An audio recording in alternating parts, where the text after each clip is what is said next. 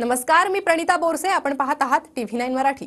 बुलेटिनच्या सुरुवातीला महत्त्वाची बातमी. पुढील 2 ते 3 तासात मुंबई उपनगरात मुसळधार पावसाची शक्यता वर्तवण्यात आली आहे. नागरिकांनी सतर्क राहण्याच्या मंत्रालयाच्या नियंत्रण कक्षातून सूचना आल्या आहेत. तर पुढील 3 तासात रायगड, रत्नागिरी, सिंधुदुर्गात देखील मुसळधार पावसाची शक्यता वर्तवण्यात आली आहे.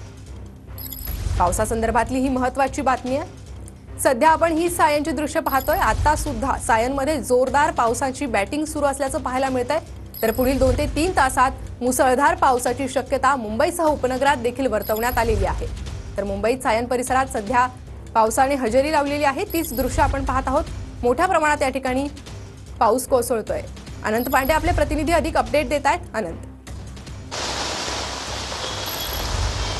प्रणिता, तुम्ही बघू शकता की हे शाईन ब्रिज आहे आणि ब्रिज खाली जोरात पाऊस पडत आहे. सगळे मुंबईमध्ये 1 तासापासून संततधार पाऊस सुरू आहे आणि आज सकाळपासून रिमझिम पाऊस सुरू होती, पण 1 तासापासून जोरदार पाऊस मुंबईमध्ये पडत आहे. सकाळ भागामध्ये पाणी साचायला सुरुवात झालेली आहे.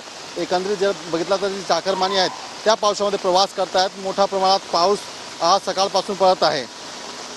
नक्कीच अनंत, धन्यवाद या सविस्तर माहिती संदर्भात. तर आपण पाहतोय मुंबईतील सायन परिसरात सध्या पावसानं हजेरी लावलेली आहे. तर पुढील 2 ते 3 तासात मुसळधार पावसाची शक्यता वर्तवण्यात आली आहे.